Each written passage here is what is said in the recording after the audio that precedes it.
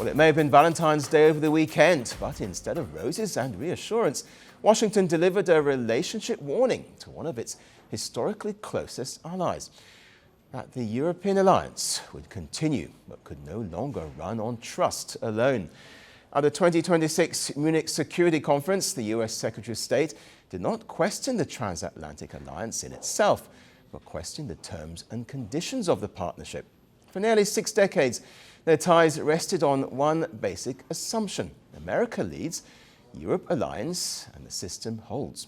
Well, since the end of World War II, the US and Europe have been bound by NATO, a military alliance created to deter threats, first from the Soviet Union and now Russia.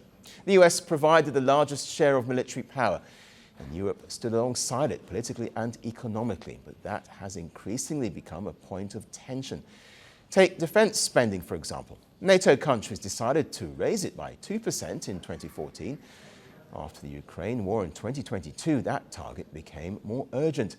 Yet several major European economies still struggle to consistently meet that target. Meanwhile, the US remained the single largest provider of military aid to Ukraine, supplying advanced weapons, intelligence support, and financial assistance. Well, Rubio's argument in Munich was, if Europe faced the most direct threat from Russia, it should be carrying more of the burden. He implied that allies should move from being supportive partners to being equal contributors. We don't want Europe to be dependent. Now, we're not asking Europe to be a vassal of the United States. We want to be your partner. We want to work with Europe. We want to work with our allies. We want to work in cooperation with you. And our point has been and continues to be, the stronger you are, both on an individual basis in terms of countries and collectively as an alliance, the stronger the members of NATO are, the stronger NATO is.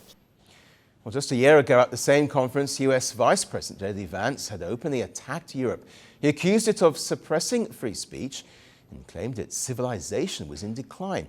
Donald Trump, too, backed Vance's comments. Well, I heard his speech, and I tell you, you're talking about J.D.'s speech, right? Yes, sir. I heard his speech, and he talked about freedom of speech, and I think it's true in Europe. It's losing. They're losing their wonderful right of freedom of speech. I see it. I mean, I thought he made a very good speech, actually, a very brilliant speech. Yeah. Europe has to be careful. And he talked about immigration. And Europe has a big immigration problem. Well, Rubio, in contrast, did not repeat those accusations, but his core idea stayed the same, that Europe is on the wrong track. Rubio also made it clear that rebuilding the transatlantic relationship would happen according to American priorities. Under President Trump, the United States of America will once again take on the task of renewal and restoration, driven by a vision of a future as proud, as sovereign, and as vital as our civilization's past. The reason why, my friends, is because we care deeply. We care deeply about your future and ours.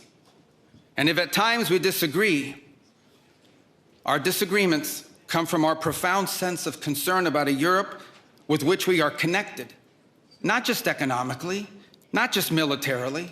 We are connected spiritually, and we are connected culturally.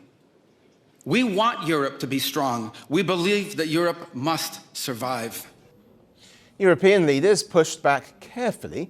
German Chancellor Friedrich Merz argued that Europe did not need to import America's culture wars, while French President Emmanuel Macron defended Europe's right to regulate misinformation and protect its democratic systems. And while all this was happening, Ukraine remained the biggest security crisis in Europe. Ukrainian President Volodymyr Zelensky reminded leaders that Russian attacks continue daily.